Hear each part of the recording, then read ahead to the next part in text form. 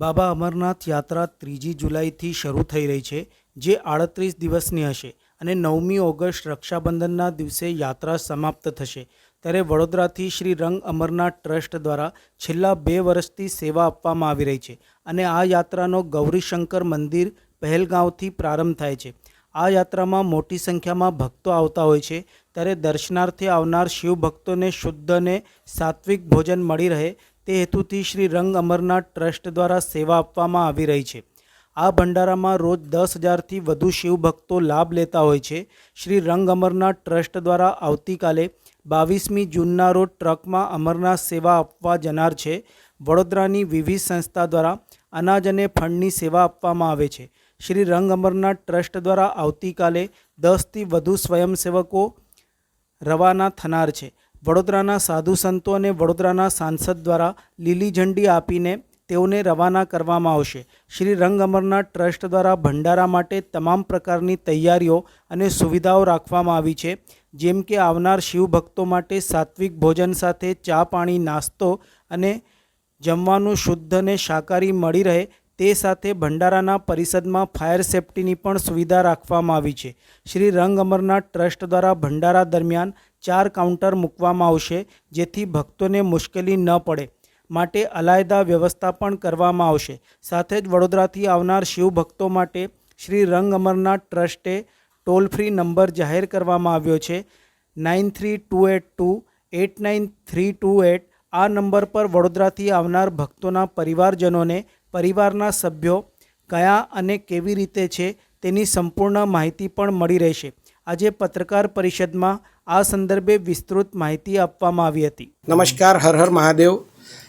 અમરનાથ યાત્રા 2025 દરમિયાન આવનાર યાત્રીઓ તથા બધા હિન્દુ લોકોને અમે આહ્વાન કરીએ છીએ કે અમરનાથ યાત્રામાં આપ વિશાળ સંખ્યામાં જોડાઓ. વડોદરા ખાતેથી શ્રી રંગ અમરનાથ ટ્રસ્ટ જે વાઘોડિયા રોડ સ્થિત છે એ ત્યાં ભંડારાનું આયોજન કરવા જઈ રહ્યું છે.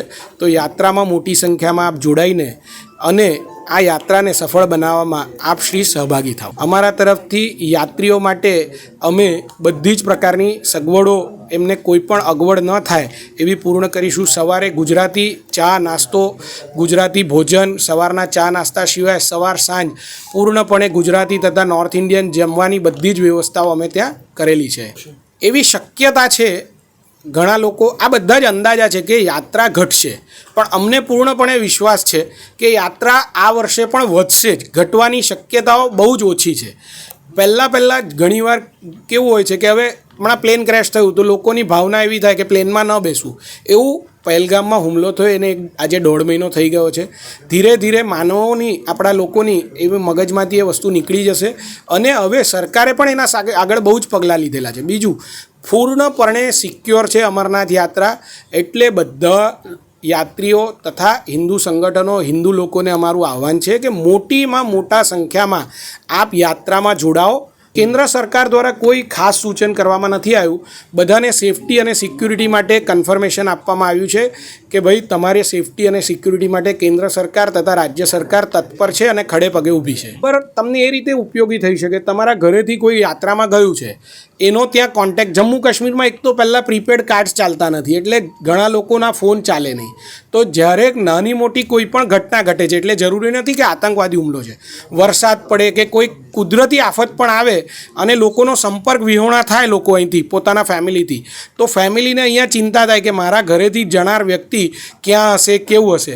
તો જે પ્રોસિજર છે, યાત્રીનું રજિસ્ટ્રેશન થયેલું હોય છે, એનામાં બારકોડિંગમાં એક ક્યાંથી પસાર થયો છે ને એ બધી જ જાણકારી અમે ત્યાંથી મેળવીને યાત્રીના ઘર સુધી પહોંચતી કરીશું, જેથી કરીને યાત્રામાં આવેલી યાત્રી ક્યાં છે, સુરક્ષિત છે કે નહીં એ બધી જાણકારી એના ઘરવાળાઓને મળી શકે. હું ફરી વખત એ નંબર બોલું છું 9328289328.